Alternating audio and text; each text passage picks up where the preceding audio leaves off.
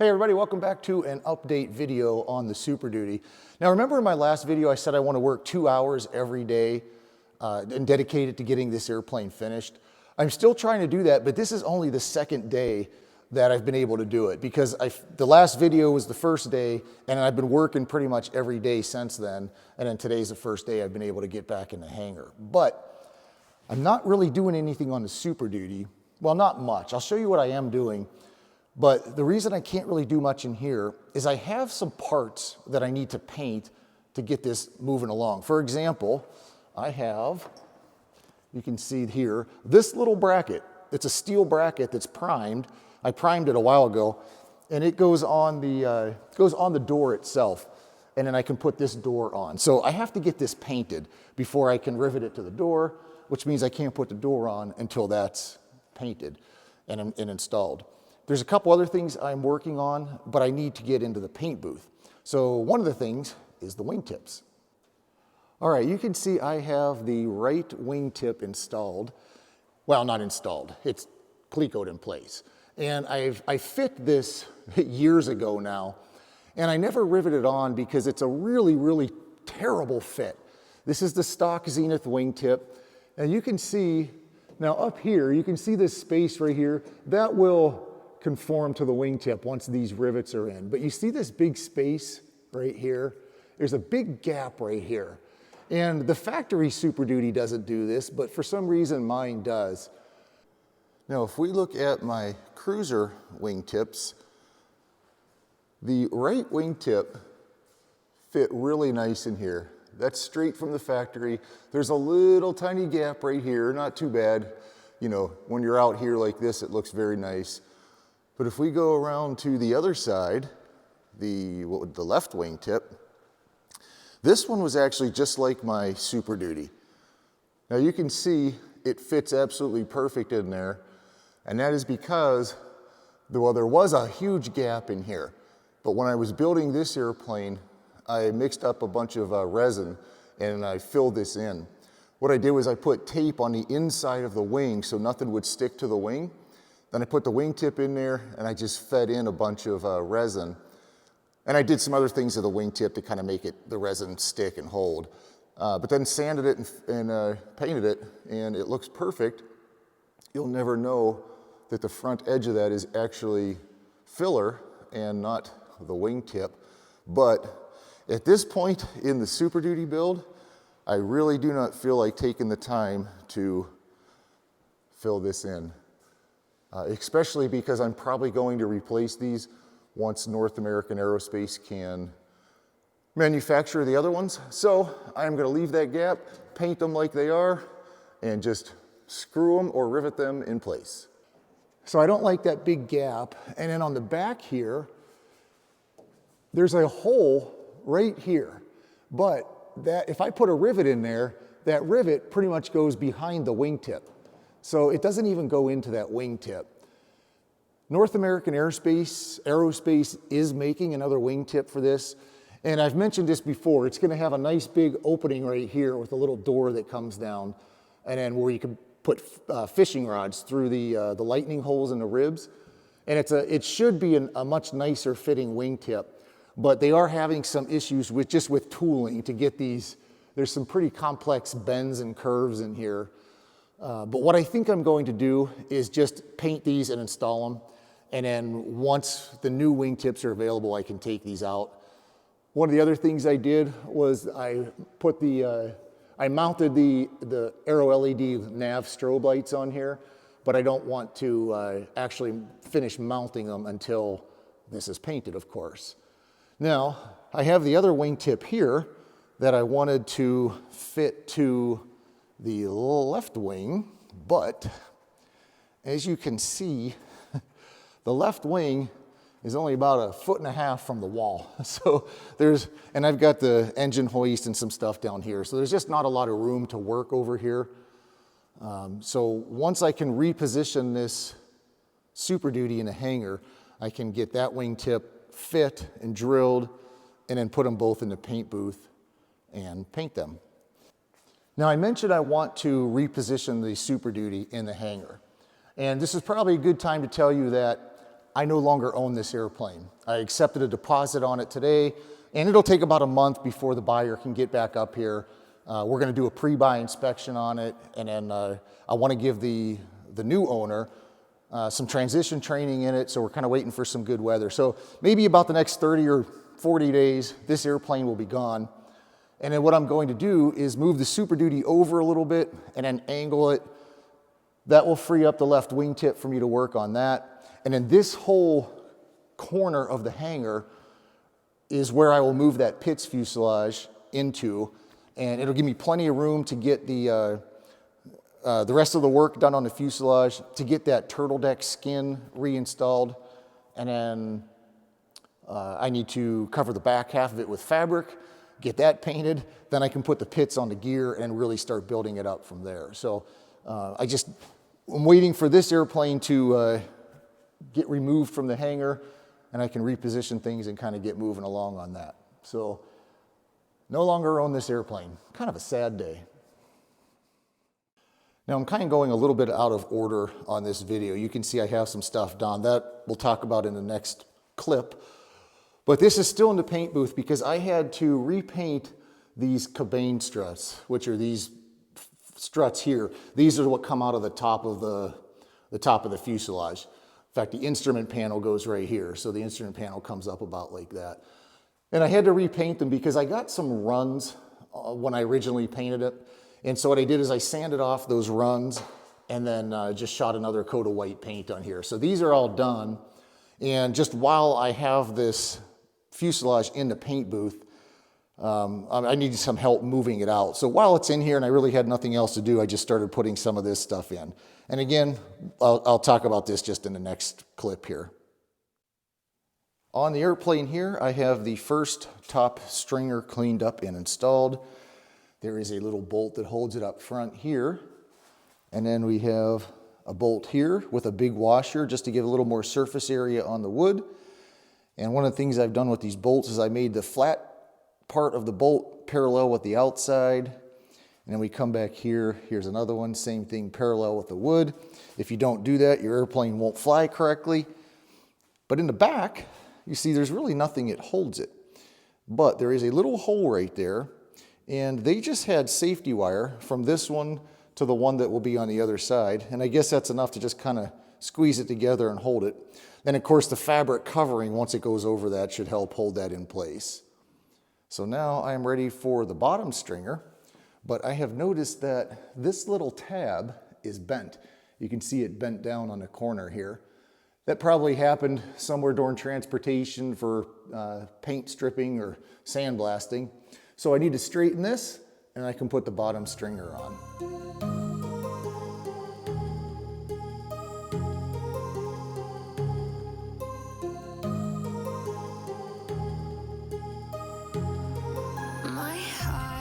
All right, there you go. Now it's pretty straight. That stringer will fit nicely on there. This is the bottom stringer for the right side. And one of the things I didn't mention about the other one is that they have this anti-chafing tape on here just to give the fabric covering, you know, or just to, so when you do cover it with the fabric, it protects the fabric from these sharp corners. But it has to be peeled off. I'm going to put new tape on, and it leaves a kind of a messy residue on there. So that all has to be cleaned off. I did that on the other one. So I'll take all of this tape off and clean this piece of wood up. What I do is I just use some MEK and then lightly sanded it with this just to smooth it out. There's already a nice varnish on here, so the MEK doesn't hurt the wood or anything. So let's do that. I'll peel this off, clean it up, and we'll attach it to the fuselage.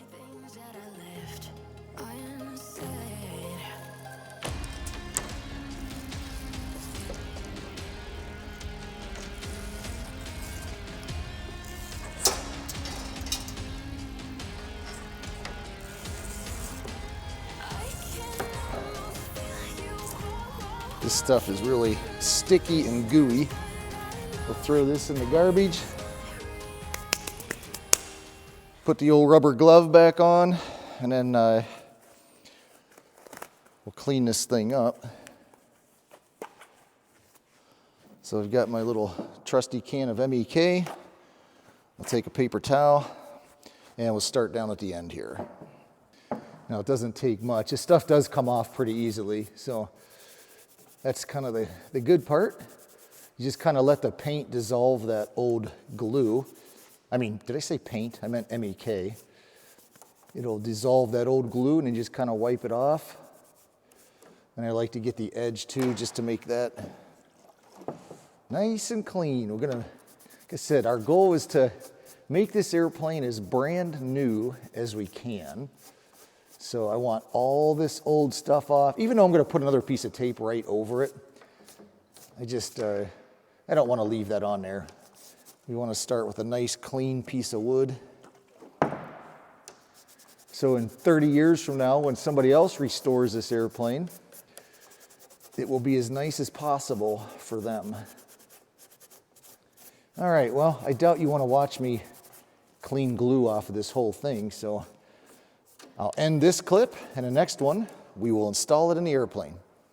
All right, this piece is now completely cleaned up. The edges are nice and clean. Everything looks really good on here. Looks like a brand new piece of wood with some nice varnish on it. It is ready to install in the airplane.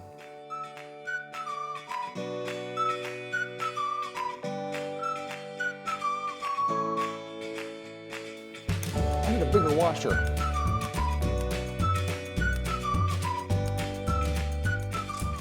Now remember, when you do this, you got to make sure the bolts are parallel to the outside edge. If they're not parallel to the outside edge, the vertical performance in the pits won't be as good. So you want to make sure you do it right.